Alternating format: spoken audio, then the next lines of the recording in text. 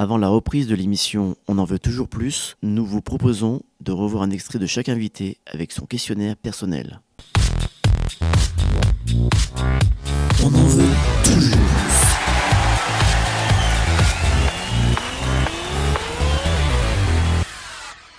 Et on va passer tout de suite à l'interview pour être plus proche. Jingle pour être plus proche de Rav Sitruk.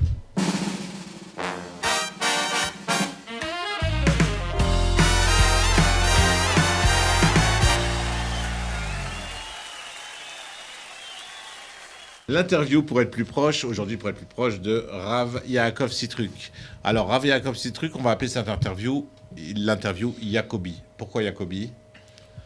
Alors, Yacobi, c'est un petit peu un surnom qu'on m'a donné un jour, et c'est mon grand-père qui me l'a donné.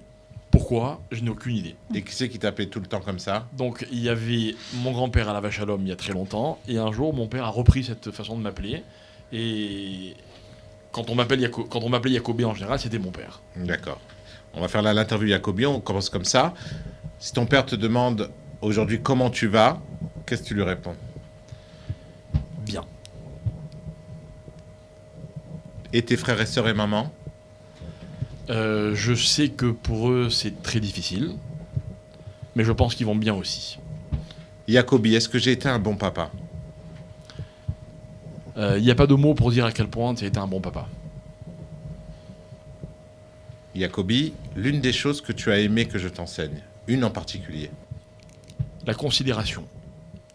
Chaque fois qu'on a discuté, ce que je te disais comptait pour toi. Tu as toujours répondu à mes questions, quelles qu'elles soient. Et tes réponses ont toujours été adaptées à ce que j'avais besoin d'entendre. Tu veux dire quelque chose sur mon amour pour la Torah et sa terre ? Je veux dire que la Torah et tout ce qu'elle contient faisait partie de toi, partie intégrante de toi. La Torah, c'était ton quotidien en tant qu'homme religieux, ça veut dire dans tes mitzvot, en tant qu'homme tout court, ça veut dire dans tes relations avec autrui, en tant que père, en tant que mari, en tant que tout ce que tu étais. Voilà ce que c'est que l'amour. Voilà ce que j'ai perçu de toi comme définition de l'amour. De la Torah et de sa terre. En général, et également de la Torah et de sa terre. Ok, pour finir sur une bonne note, à l'image de ton père, mais une note souriante, je veux dire, jusque-là, c'était la blague préférée de ton père, une de ses blagues préférées. Il y en avait tellement. Voilà. Mais enfin bon, comme on est aujourd'hui, je ne sais pas si vous avez suivi l'actualité d'hier, je crois que la blague qu'il aimait beaucoup raconter, et d'ailleurs c'est elle qu'il a raconté chez Ardisson, c'est la blague du football. D'accord, quand un jour deux copains se demandaient ils étaient fous de foot, est-ce qu'il y avait du football dans le Gan Eden ? Alors ils se sont promis que le premier qui y arriverait viendrait en rêve à l'autre pour lui dire s'il y a du foot ou pas. Alors l'un des deux quitte ce monde, et pour quelques jours il revient chez son ami en rêve, et il lui dit « J'ai deux nouvelles pour toi, une bonne et une mauvaise ». Alors il dit « Commence par la bonne ».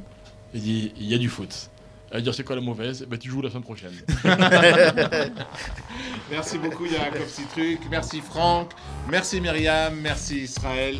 Ravishai, c'est même plus des remerciements, c'est je me mets à genoux devant votre sainteté. On veut voir. On veut voir. C'est spécialement émouvant cette interview-là, parce qu'on ressentait qu'il était là. Oui, c'est pour ça que Shimshon a voulu finir par une blague, parce qu'il a voulu détendre l'atmosphère après cette petite blague. Comme à chaque émission, merci Myriam. Comme à chaque émission, on remercie AZ Prod, Nathan Azoulay, Anatel et toute l'équipe avec Liron Chimoni. On remercie aussi Franck, Rav Sitruk, Myriam, Israël et Ravishai. Et à la semaine prochaine. Merci beaucoup.